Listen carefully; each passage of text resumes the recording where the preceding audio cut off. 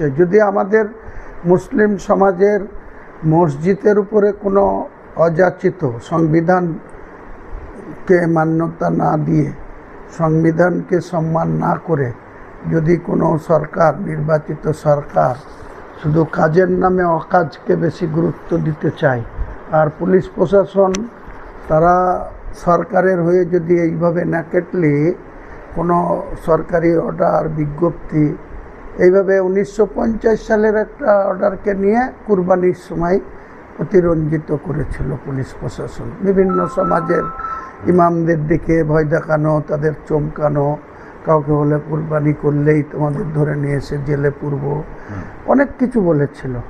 তো একইভাবে আমাদের রেজিনগরেও কালকে কিছু সমাজের মানুষকে মানে কোনো অফিসিয়ালি নোটিশ নাই, যদি সেরকম কোনো নির্দেশ থাকে রাজ্য সরকারের বা এদের যদি এটাই কোনো ঘোষিত নীতি হয় যে কোনো মসজিদে আজান দেওয়া যাবে না, মানে মাইক বাজানো যাবে না, তাহলে সেটা লিখিতভাবে দেখ, তাহলে তো আমরা সেই নোটিশটা নিয়ে মহামান্য হাইকোর্টে যাব।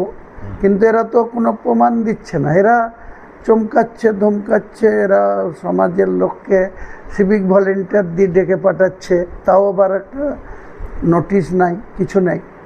এসব কেন করছে এটা আমি বলবো আমাদের পুলিশ মন্ত্রী, রাজ্যের মাননীয় মুখ্যমন্ত্রী, তিনার এগুলোকে দেখা উচিত। কারণ পুলিশ যত বেশি, মমতা ব্যানার্জি কিন্তু ক্ষমতাচ্যুত হয়েছে এই পুলিশকে বগলদাপা করে রেখে, পুলিশকে দিয়ে সরকার চালাতে গিয়ে আমলাদের বেশি গুরুত্ব দিয়েই কিন্তু মমতা ব্যানার্জি হ্যাট্রিক করা মুখ্যমন্ত্রী আজকে শোচনীয়ভাবে তার সরকারটা চলে গেছে।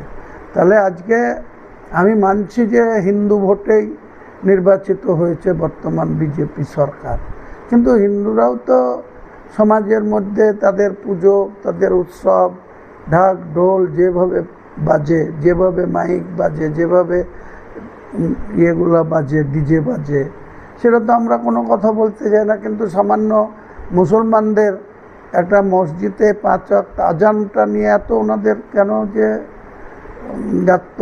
হচ্ছে, ওনারাই বলতে পারবেন। আমি মাননীয় মুখ্যমন্ত্রী শুভেন্দু অধিকারী মহাশয়ের কাছে আপনাদের মাধ্যমে এটাই বলতে চাই যে তিনার সরকারের উন্নয়নের দিকে গুরুত্ব দেন, ভালো কাজের দিকে বেশি গুরুত্ব দেন, তাহলে মমতা ব্যানার্জির মতো তিনিও হয়তো হ্যাট্রিক করতে পারবেন বা হ্যাট্রিক ছাড়িয়ে যেতে পারবেন। কিন্তু এই 3 মাস যেতে না যেতেই কাজের নামে অকাজ যদি বেশি করা হয়, তাহলে তার পরিণতি কিন্তু 2029-এর লোকসভা ভোট, তার সঙ্গে যদি ওয়ান নেশন ওয়ান ভোট হয়, ডিলিমিনেশন কার্যকরী হয়, তাহলে দেখবেন আবার এই 26-এর পরে আবার 29-এও লোকসভার সঙ্গে রাজ্য বিধানসভারও ভোট হবে।